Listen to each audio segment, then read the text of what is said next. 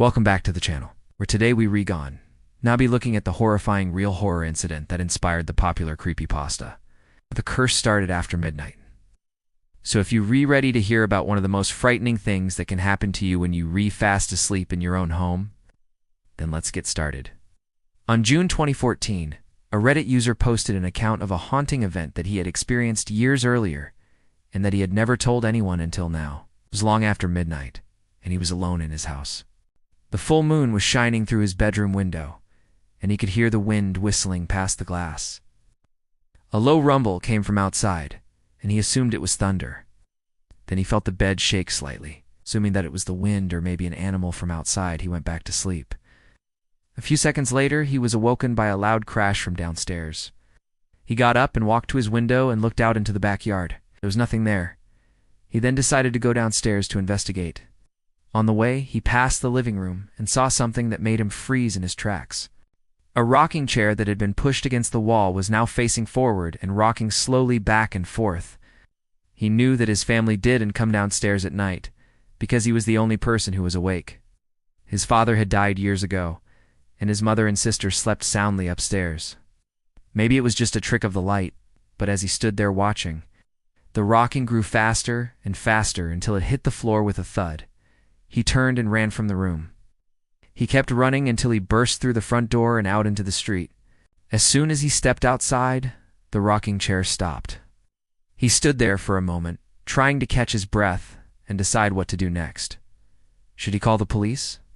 What would they say if he told them what he had seen? Would they believe him? Or would they just tell him that there was nothing they could do and leave?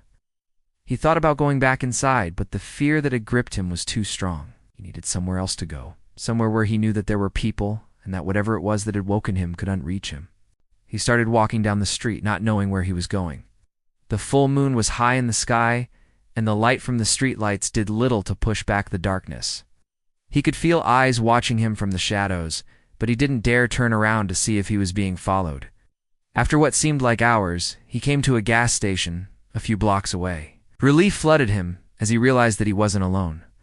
The bell above the door chimed as he walked inside. He hoped that the attendant wouldn't think he was crazy if he told her what had happened. But then he saw the look on her face and knew that he did unwant to burden her with his problems. He bought a bottle of water and some snacks and sat down at one of the tables to eat. The gas station was empty except for him and the attendant, but he could still feel the presence of unseen eyes on him. He tried to calm himself down, telling himself that it was all in his head. But then he heard a voice behind him that made him jump in his seat. It said, "Nice place you got here. Real nice." He turned around to see a man standing over him. The man was tall and thin, with long, greasy hair and a scraggly beard. His eyes were sunken in his head and he had a cruel smile on his face. "What do you want?" he asked the man. The man leaned closer to him and whispered in his ear, "You should have stayed in bed." Then he turned and walked away. He was about to confront the man when he saw that he had vanished. He looked around, confused, and that's when he noticed something strange. The man had left behind a small, intricately carved wooden box. He felt a sudden urge to pick it up and open it, and as soon as he did, a thick, putrid stench filled his nostrils. Inside the box was a single eye that was cloudy and gray with a black pupil in the center. He threw the box down and backed away, his heart pounding in his chest. The man had reappeared behind him and was watching him with a smirk on his face. "You shouldn't have done that," he said, his voice raspy and low. He wanted to scream, but no sound came out of his mouth. He tried to run, but his legs felt heavy and sluggish. The man reached out a hand and grabbed him by the collar of his shirt. "Now you're mine," he hissed, dragging him toward the door. The last thing he remembered was the smell of decay as the man pulled him into the darkness. The next morning, the police found the gas station attendant dead in a back room. Her throat had been slashed open and her eyes were gouged out. They also found the missing man's car abandoned nearby, but he was nowhere to be seen. Days turned into weeks, and the investigation went nowhere. The police had no leads, and the man's family was starting to lose hope.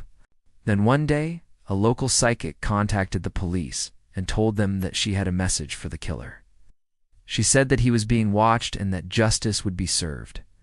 The police didn't know what to make of the psychic's message, but they were desperate for any kind of break in the case. And so they began to investigate the man's past, looking for anyone who might want to harm him. They learned that he had a sister who lived in the same town, and so they went to question her. She told them that her brother had always been interested in the occult and that he had brought home strange artifacts on occasion. She even remembered a wooden box that he had shown her once, saying that it was a cursed object that he had purchased at an antique store. She said that the box was supposed to contain the soul of a dead person, and that whoever opened it would be doomed. She told the police that her brother had been acting strange lately, and she believed that the box may have something to do with it. With this new information, the police searched the man's house and found the box in his bedroom. They took the box to the police station and locked it in a safe. But that night, the box was stolen from the safe. The next day, the police went to the sister's house to question her further. But when they arrived, they found her dead in her bed. Her eyes had been gouged out, and the wooden box was lying open beside her. The police were now convinced that the box was cursed, and that whoever possessed it was responsible for the deaths of the gas station attendant and the man. They began searching for the box, but it had vanished without a trace. In the weeks that followed, more people were killed, each death more gruesome than the last. The police were baffled, and the town was in chaos. People were afraid to leave their homes, and the local church held emergency prayer meetings. Then one day, a young detective named Sarah Carter took it upon herself to investigate the killings. She had recently joined the police force and was eager to prove herself.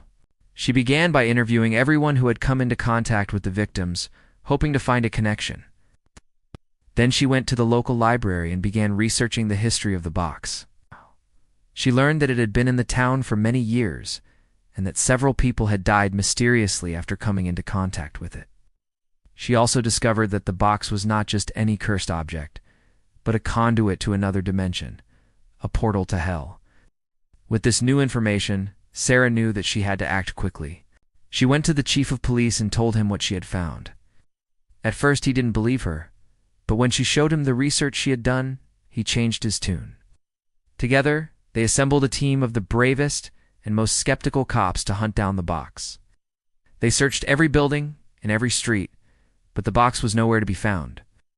Just when they were about to give up hope, Sarah remembered the psychic who had spoken to the police before. She contacted the psychic and asked for help. The psychic agreed and led the police to an abandoned warehouse on the outskirts of town. Inside the warehouse, they found the box sitting on an altar. As soon as they laid their hands on it, the air grew cold and the sound of screams echoed through the building. Sarah knew that she had to destroy the box, but she needed help. She sent a cop out to the street to get a priest, then used a baseball bat to smash the box to pieces. As the last shard hit the floor, the screams suddenly stopped. The air grew warm, and the sound of laughter echoed through the building. Sarah and the other cops were shaken, but they knew that they had saved the town from certain doom. So if you ever hear scratching and knocking sounds in your attic, don't ignore them. Whatever's up there doesn't want to be found. Thanks for watching. If you enjoyed this video, check out the playlist where we look at more creepypastas based on true stories. Also, let us know in the comments section if there are any other creepypastas that you would like us to cover.